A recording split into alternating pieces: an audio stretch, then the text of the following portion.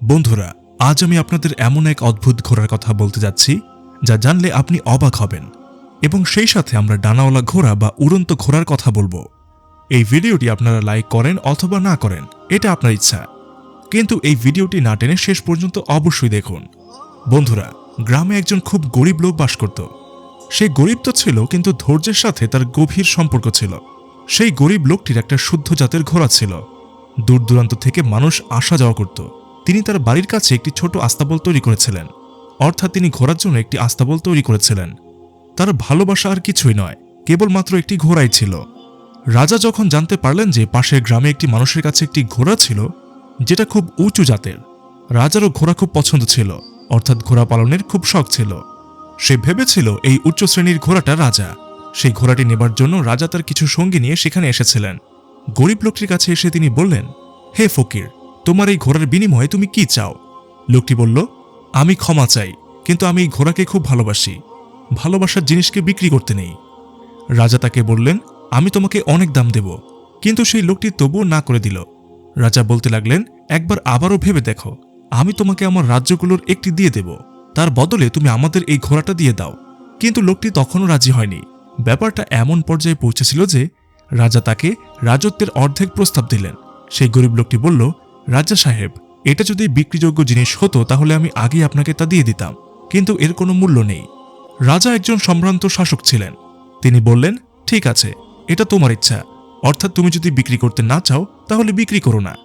রাজা চলে যাওয়ার পর গ্রামের সব লোক ওই লোকটিকে বলতে লাগলো, তুমি এমন বোকা মানুষ! রাজা তোমার কাছে এলো আর সে তোমাকে অর্ধেক রাজত্ব অফার করলো। তুমি যদি সেই রাজত্ব পেতে তাহলে তোমার সাথে সারা গ্রাম উপভোগ করত। তুমি আমাদের রাজা হতে। তুমি এটা কত বড় বোকামি করলে!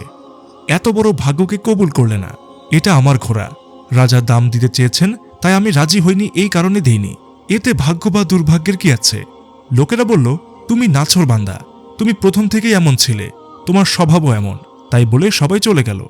পরদিন সকালে লোকটি আস্তাবলে প্রবেশ করল আর দেখল আস্তাবলটি খালি, তার ঘোড়া সেখানে উপস্থিত ছিল না। গ্রামের লোকরা বিষয়টি জানতে পেরে বলল, আমরা তোমাকে আগেই বলেছিলাম কালের রাজার কাছে হাত না লাগাতে। এখন দেখো, তোমার ঘোড়া তোমার সাথে নেই। তোমার সাথে বড়ই অন্যায় হয়েছে, তুমি নষ্ট ও সর্বনাশ হয়ে গেলে। লোকটি বলল, আমি কিভাবে সর্বনাশ ও ধ্বংস হলাম? এটি একটি সামান্য ঘোড়াই তো ছিল, একটা ছোট্ট জিনিস ছিল। আমার জীবন তো অনেক বড়। লোকেরা বলল, না, তুমি বোকা মানুষ, তোমাকে আল্লাহ বুদ্ধি দেননি। এটা বলে সবাই ফিরে গেল। এরপর প্রায় 1 মাস কেটে গেছে। একদিন ঘোড়াটি ফিরে এলো এবং তার সাথে একই জাতের উচ্চ শ্রেণীর অন্যান্য বন্য ঘোড়া ছিল। লোকটি ওই ঘোড়াগুলোকে দেখে খুব খুশি হয়ে সব ঘোড়াগুলোকে আস্তাবলে রেখে দিল। গ্রামের লোকেরা বিষয়টি জানতে পেরে বলল, তুমি খুবই ভাগ্যবান। তুমি না শুধু তোমার ওই হারিয়ে যাওয়া ঘোড়াটা ফেরত পেয়েছ, বরং তার সাথে আরও কিছু ঘোড়াও পাওয়া গেল। লোকটি বলল, ঘোড়া ছিল, সেটা চলে গিয়েছিল এবং এখন ফিরে এসেছে। এটা আর এমন কি ঘটনা? বন্ধুরা, ওরা সব বন্য ঘোড়া ছিল এবং তাদের সামলানো খুব কঠিন কাজ ছিল।